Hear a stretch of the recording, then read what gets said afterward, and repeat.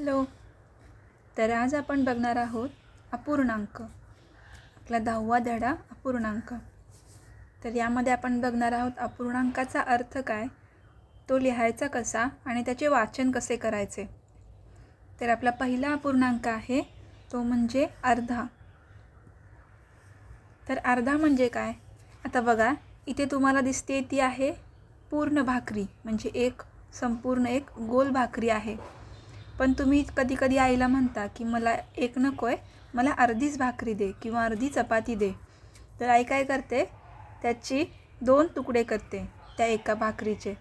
मग तुम्हाला त्यातली अर्धी भाकरी देते. जशी तुम्हाला ह्या चित्रात दिसतंय ना, हा एक भाग केला आणि हा दुसरा भाग केला. तर हे 2 जे भाग आहेत ते समान भाग आहेत, बरोबर. हा एक समान भाग आणि हा एक समान भाग, असे 2 भाग केलेत. एका भाकरीचे किती भाग केलेत, 2. हा अर्धा भाग आणि हा अर्धा भाग, बरोबर. मग त्याला म्हणतात अर्धा. तर हा आता अर्धा लिहायचा कसा, आपण आता अर्धा तर बघतोय पण तो लिहायचा कसा. तर बघा ह्याच्या भाकरीचे भाग किती केलेत, 2. मग इथे एक आपण अशी रेष मारू, त्याच्या खाली किती भाग केलेत ते लिहिणार आपण. किती भाग केलेत, 2 भाग केलेत, बरोबर. एका भाकरीचे 2 भाग केलेत. मग ह्यातला एक भाग म्हणजे अर्धी भाकरी, बरोबर. म्हणजे हा झाला अर्धा भाग भाकरीचा. मग हा एकच भाग आहे ना भाकरीचा, म्हणून आपण वर किती लिहिणार, 1. मग अर्धा म्हणजे कसं लिहिणार आहे आपण, असं एक लाईन मारायची आणि त्याच्या खाली 2, बरोबर. मग त्याचे वाचन कसे करतात बघा आता. तर त्याचे वाचन असे करतात, 1/2 म्हणजेच हा जो वरचा असतो तो असतो अंश आणि जो खालचा असतो रेषेच्या त्याला म्हणतात छेद. मग या या अपूर्णांकाचं वाचन कसं होणार, तर 1/2 किंवा सोपी पद्धत जर आपण बघितली तर 1/2 असे याचे वाचन करतात. कळतंय सगळ्यांना. हा एक अपूर्णांक आहे, त्याला वाचन करतात 1/2. ठीक आहे. तुम्हाला इथे त्यांनी एक दुसरे उदाहरण दिले, बरोबर. ही एक वीट आहे, हां, त्याचे त्यांनी 2 भाग केले, बरोबर. हा एक भाग आणि हा एक भाग. 2 भाग केल्यामुळे खाली किती येणार, रेषेच्या 2 आणि एक त्यातला भाग घेतला यांनी. जर आपण हा एकच भाग घेतला तरी ते वरती येणार 1. मग 1/2 हा झाला अर्धा. त्याचे वाचन कसे करायचे, 1/2. ठीक आहे. पुढे बघूया आपण. पुढचा आहे पाव, हा पूर्णांक. तर आता ही एक भाकरी आहे आपली इथे, बरोबर. ह्या एका भाकरीचे आता आपल्याला पाव भाग करायचे आहेत. तर पाव म्हणजे किती ते आपण बघूया. आता ही एक भाकरी आहे, तिचे आपल्याला 4 समान भाग करायचे आहेत. 4 जणांमध्ये वाटायची आहे, ती 4घांना द्यायची आहे, म्हणून त्याचे 4 समान भाग केले. मग त्यातील जो एक भाग असतो 4 भागांपैकी, हा जो एक भाग आहे त्याला म्हणायचं पाव भाग. कळतंय, तो भाकरीचा होईल पाव भाग. किती भाग केलेत भाकरीचे, 1, 2, 3 आणि हा 4था, बरोबर. मग आता हे कसं लिहिणार बघा आपण, पाव कसं लिहिणार. जसं आपण अर्धा कसा लिहिला, 1/2. आता पाव कसं लिहिणार आहोत आपण. इथे बघा, इथे आपण एक रेष मारली. भाग किती केलेत भाकरीचे, 4. म्हणून रेषेच्या खाली किती येणार, म्हणजे छेद. हा इथे खाली असतो तो छेद असतो हां, आणि वरती जो असतो रेषेच्या तो असतो अंश. मग छेद म्हणजे काय, तर आपण त्या पूर्ण वस्तूचे भाग किती केले, आपण त्या भाकरीचे भाग केले 4, म्हणून छेदमध्ये येणार 4. आणि हा एक भाग म्हणजे पाव आहे ना ह्यातला, बरोबर. हा एक भाग म्हणजे पाव. मग एकच भाग घेतला आपण वरचा, मग 1/4 म्हणजेच किती, पाव. हा पूर्णांक असा लिहितात, 1/4. ओके, कळते सगळ्यांना. याचे वाचन 2 पद्धतीने होते, 1/4 किंवा 1/4. जसं की इथे त्यांनी दिलेलं आहे. हा झाला पाव. ठीक आहे. पुढचं बघूया आपण. पुढे बघा आता किती आहे, पाऊण. पाऊण कळतंय.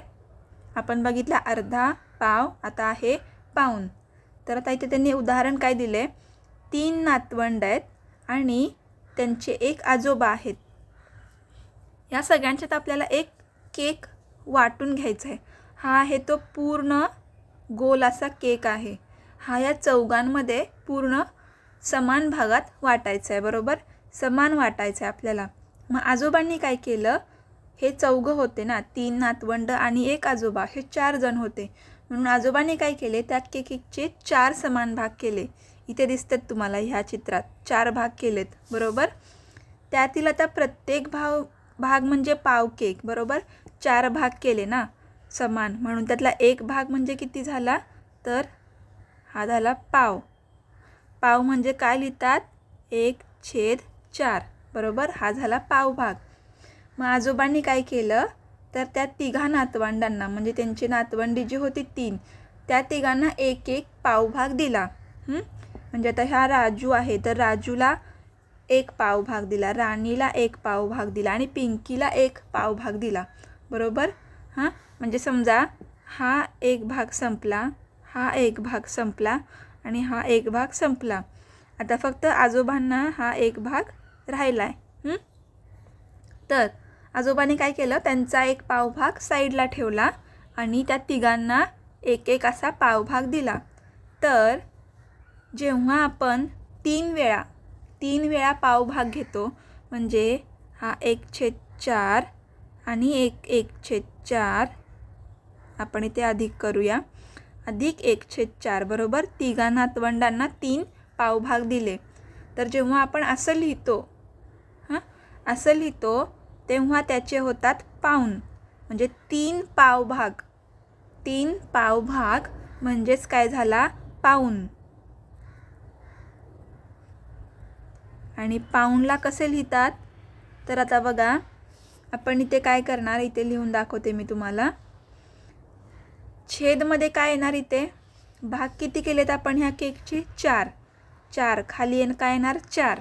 आणि वरती काय येणार, अंशमध्ये किती पावभाग म्हणजे पाऊण, 3. बरोबर, 3 भाग. हे 3 भाग म्हणजे बघा आता इथे तुम्हाला दिसेल, ही वीट आहे, ह्याचे त्यांनी 4 भाग केलेत. हा पहिला, दुसरा, तिसरा आणि हा चौथा.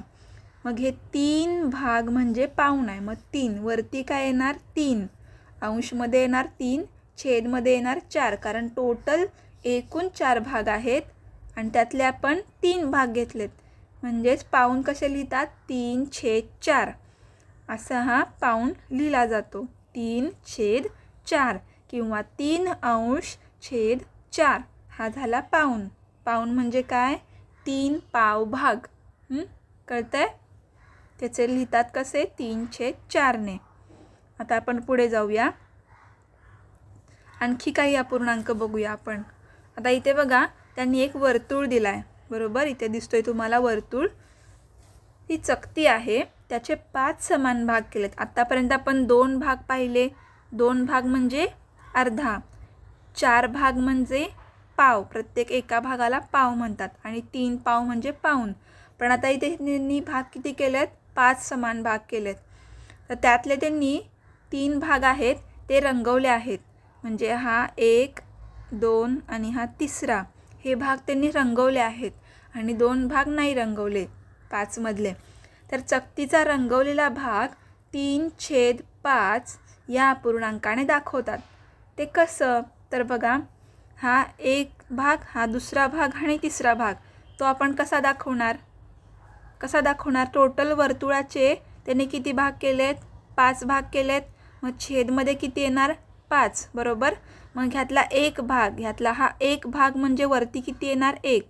बरोबर, 1/5 असा हा एक भाग दाखवला जातो. मग असे आपल्याला किती भागाचं दाखवायचे, रंगवलेले भाग किती आहेत, 3. 1, 2, 3. बरोबर, या 3 भागांची जेव्हा आपण बेरीज करू तेव्हा आपल्याला असं काही दिसेल, 1/5 अधिक 1/5 अधिक 1/5. यांची जेव्हा आपण बेरीज करू तेव्हा त्याचं काय होणार आहे, 3/5. बरोबर, म्हणजे वर्तुळाचा 3/5 इतका भाग काय आहे, रंगवलेला आहे. बेरीज करताना काय होतं, अपूर्णांकाची बेरीज करताना छेद जो असतो तो आहे तसाच लिहायचा, त्याची बेरीज नाही करायची. त्यात सगळीकडे छेद समान आहे, 5 5 5.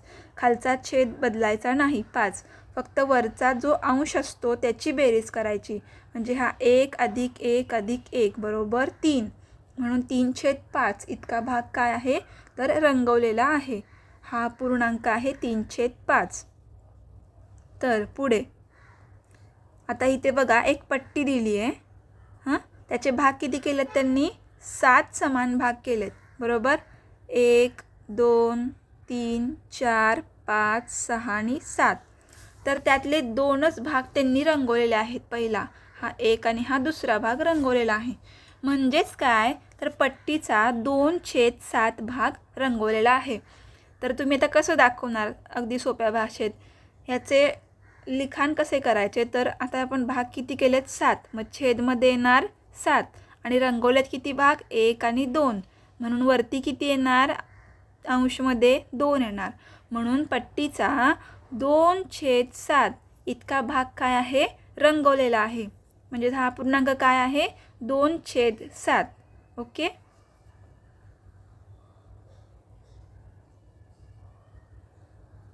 पुढे बघूया आपण आता अपूर्णांकाचे वेगळे वेगळे अर्थ. ठीक आहे. तर आता बघूया उदाहरण. अमिताला एका भाकरीच्या 3 समान भागांपैकी 2 भाग दिले. म्हणजे आता ही एक पूर्ण भाकरी आहे, त्याचे किती भाग केलेत त्यांनी? हा पहिला भाग, हा दुसरा भाग आणि हा तिसरा भाग. 3 समान भाग केलेत. त्या भागांपैकी तिला 2 भाग दिलेत, बरोबर. अमिताला किती भाग दिलेत? 2 भाग दिलेत. आता इथे आपण लिहून घेऊया अपूर्णांक कसा लिहायचा. भाग किती केलेत? 3 एका भाकरीचे. म्हणून छेदमध्ये किती येणार? 3. आणि अमिताला दिलेत किती भाग? 2. म्हणून आता इथे 2/3 हा पूर्णांक आपल्याला मिळतो, बरोबर. तर अमिताला काय दिलं आहे? अमिताला 2/3 इतकी काय दिली आहे? भाकरी दिली आहे. कळतंय सगळ्यांना? 3 भाग केले टोटल, एकूण 3 भाग केले, त्यातले तिला फक्त 2च भाग दिलेत.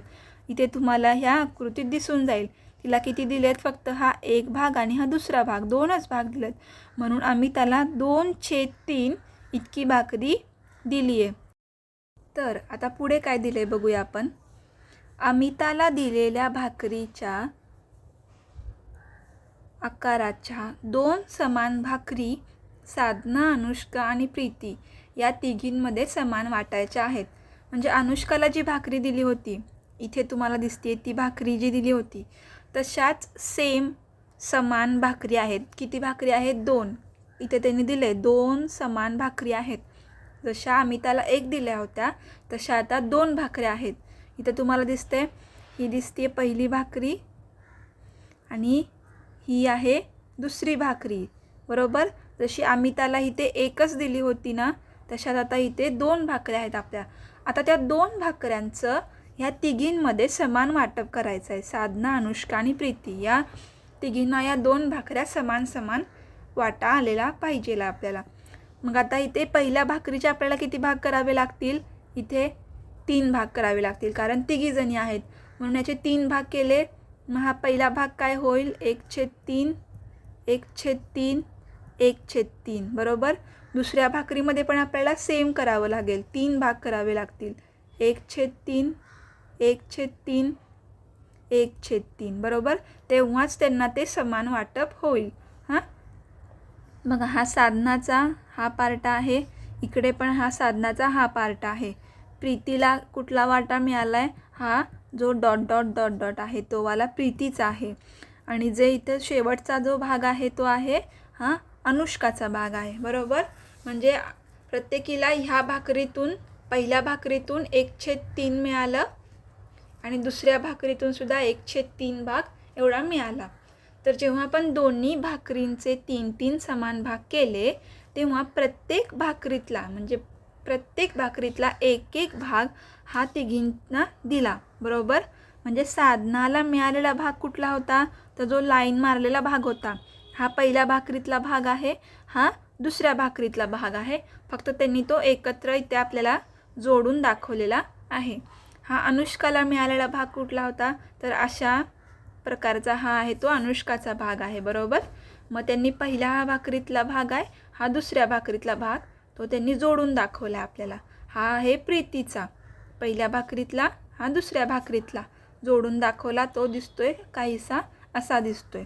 मग साधनाला मिळाला कुठला, 1/3 पहिल्या भाकरीतला आणि 1/3 दुसऱ्या भाकरीतला. त्याची आपण जेव्हा बेरीज करू तेव्हा तिला तेवढा मिळून भाग असेल, 1/3 अधिक 1/3. अनुष्काला काय झालंय, हा पहिल्या भाकरीतला, हा दुसऱ्या भाकरीतला. तसंच सेम प्रीतीचं, हा पहिल्या भाकरीतला आणि हा दुसऱ्या भाकरीतला 1/3. कळतंय सगळ्यांना, पहिली भाकरीतला 1/3 भाग आणि दुसऱ्या भाकरीतला 1/3 भाग. तर प्रत्येकीला 1/3 हा भाग 2 वेळा मिळाला आहे, बरोबर. 2 वेळा त्यांना 1/3 भाग मिळाला आहे. म्हणजेच अमिता आणि इतर तिघींपैकी प्रत्येकी मिळालेला भाग हा समानच आहे. अमिता म्हणजे कोण, ही आधीची ह्या भागातली जी अमिता होती, तिला पण किती भाग मिळाला होता, 2/3. जर तुम्ही तिची इथे आकृती पाहिली ही, तर ही आकृती आणि ही जर आकृती आपण पाहिली तर सेमच आहे, बरोबर. कळते सगळ्यांना, सेमच वाटा मिळाला आहे अमिताला आणि ह्या तिघींना. मग यावरून आपल्याला काय लक्षात येतं आहे की अमिताचं काय होता भाग, 2/3. एवढी तिला भाकरी मिळाली होती इथे ह्या भागात. तर 2/3 बरोबर 1/3 अधिक 1/3. कारण ह्या आकृती सेम आहे. याच्यावरून आपल्याला काय लक्षात येईल, तर 2/3 म्हणजेच 1/3 अधिक 1/3. हे काय आहे, सगळं बरोबर आहे. 2/3 म्हणजेच 1/3 अधिक 1/3. तर आता आपल्याला काय लक्षात घ्यायचं आहे की जेव्हा 2 भाकरींची तिघींमध्ये समान वाटणी करतो तेव्हा प्रत्येकीला 2/3 एवढाच भाग मिळालेला आहे. म्हणजे ह्या तिघी होत्या, अनुष्का, साधना आणि प्रीती, त्यांना पण किती भाग मिळालेला आहे, 2/3. अमिता एवढाच. तर 2/3 या अपूर्णांकाचे 3 वेगळे वेगळे अर्थ आहेत. तर 2/3 या अपूर्णांकाचे 3 वेगळे वेगळे अर्थ कोणते आहेत, तर जेव्हा आपण एका वस्तूचे 3 समान भाग करतो, त्यापैकी जेव्हा आपण 2च भाग घेतो तेव्हा त्याला काय म्हणतात, 2/3. म्हणजे एका वस्तूच्या 3 समान भागांपैकी फक्त 2 भाग म्हणजेच 2/3. दुसरा अर्थ काय आहे बघूया आपण. 2 वेळा 1/3 म्हणजेच 1/3 अधिक 1/3 बरोबर 2/3. जसं की आपण इथे बघितलं, 2 वेळा 1/3, हा एकदा आणि हा एकदा, म्हणजेच काय आहे, 2/3. म्हणजे इथे काय दिलं आहे त्यांनी, जेव्हा आपण 2 वेळा 2 गुणिले 1/3 करतो तेव्हा आपल्याला काय मिळतात, 2/3 बरोबर. 2 वेळा म्हणजेच 2 गुणिले 2/3, त्याचं उत्तर येईल 2/3. म्हणजेच 2/3 म्हणजे काय, तर 1/3ची दुप्पट, बरोबर. कळते सगळ्यांना, 1/3 ची जेव्हा आपण दुप्पट घेऊ, जिथे 2 वेळा घेऊ तेव्हाच त्याला 2/3 असं म्हणतात. आणि तिसरा अर्थ काय आहे, तर 2 वस्तूंची तिघांमध्ये समान वाटणी. कळतंय, ह्या 2 वस्तू होत्या, इथं 2 भाकरी होत्या वरती आपण पाहिल्या, त्या 2 वस्तूंचे आपण काय केले, 3 समान वाटणी केले ना असे तिघांमध्ये. म्हणजेच काय, तर 2 वस्तूंची तिघांमध्ये समान वाटणी म्हणजेच 2/3.